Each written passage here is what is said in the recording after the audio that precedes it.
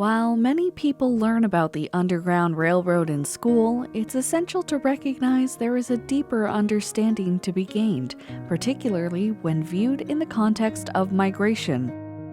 Between the late 18th century and the outbreak of the American Civil War in 1861, an estimated 30,000 to potentially as many as 100,000 individuals and families secured their freedom through the clandestine network that would become known as the Underground Railroad. The exact number of people who found freedom through this system is challenging to pinpoint due to its secretive nature. The Underground Railroad comprised a network of routes, safe houses, and compassionate abolitionist sympathizers dedicated to aiding enslaved individuals in escaping from the oppressive conditions of Southern slavery, with destinations often including free states in the North or even Canada.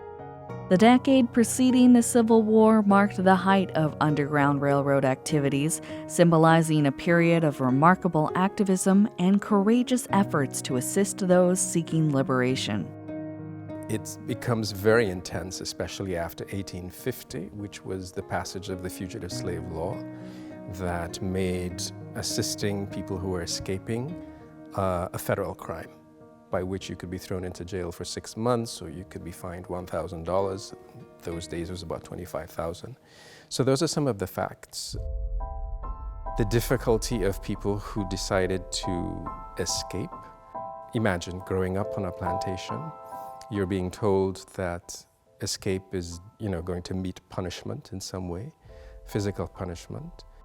Thinking of the ways in which the dogs, the slave catchers, and how that would loom large, right, in the mind of a child, for example, right? Or you're being told by plantation owners, by slave owners, no, you head north, you're going to be destitute, they're going to resell you, and there were a lot of, lies that were passed on about what would happen going north. And so there were lots of things to dissuade you. You're putting yourself in the hands of complete strangers. You're going to places that you have no idea what the names are. These are acts of courage, so that even though we think of the Underground Railroad as resistance and we think of people running away, the language that we use is one of fugitives, right? We don't say refugees, right? We say fugitives. And usually the term is a fugitive of labor, right? That's how the South used it, because these people, quote unquote, stole themselves away, right? Thousands of men, women, and children took incredible risks by fleeing for freedom through the Underground Railroad. It also came with the constant threat of capture and severe punishment. However, the allure of finding freedom outweighed the thought of a life lived in bondage. For all intents and purposes, freedom seekers escaping to the north were refugees. And so that line would be the Mason-Dixon line, right? That would be crossed. It's not an international border. But it's one, once you cross the border and you're in the northern sort of states, the northern states had personal freedom laws. So that, for example, it would mean that you would have a right to a jury, which the Fugitive Slave Law did not give you. You could speak in your own defense, which the Fugitive Slave Law of 1850 forbade. So that there were certain rights that you had here, but when the Fugitive Slave Law became instituted and became law, it did away with those rights in the North, so that it was possible to cross the border, that the slave owners, slave catchers could cross the border and reclaim their so-called property. Individuals who aided freedom seekers along the Underground Railroad were integral members of a larger movement. Some were ardent abolitionists or free blacks who risked punishment to provide shelter, guidance, and support to those seeking liberation.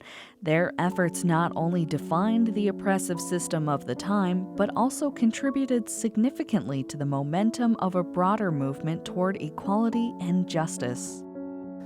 The most important region of abolitionism is the Boston area, and second to that in the eastern United States is central and western New York. So the further north you got, to Albany, Syracuse, and Tower area, the Finger Lakes, the safer you would feel because there were more abolitionists. And so that puts the Finger Lakes into that area in very special ways as well, because stagecoaches, walking, trains, ferries, right? And especially with the Erie Canal as well, all of that these are the different methods of escape, that could be used.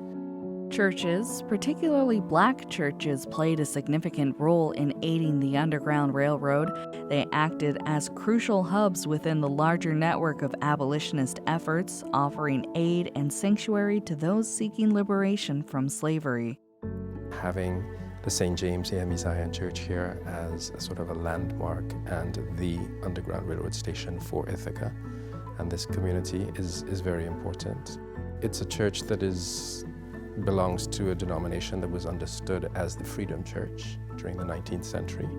And so it's also one of the oldest still active AME Zion churches in the world. Knowing that Frederick Douglass had spoken here, knowing that Harriet Tubman was seen here, and to understand that the community around the church was supportive. They were part of the intelligence network, right, of who was coming in and so on. But this would be the sort of nucleus of intelligence about the underground, how to use this Underground Railroad in our region. We are excavating here because there's a memory among some of perhaps the older members of the congregation of a hiding place here at the church. So we listened.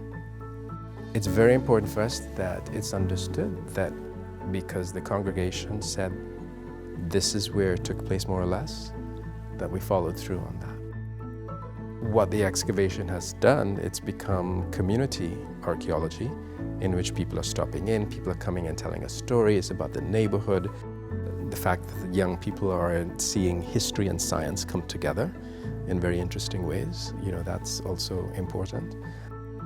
Today we can speak of refugees and that comes with refugees may have certain rights depending on the country, right? But in that particular moment, somebody coming to the north, what rights do they have? It really depended on the community, the acceptance of the community. So I think we have to think of a sort of a long definition that includes both the freedom from oppression and the freedom to do once you've gained or moved away from that oppression.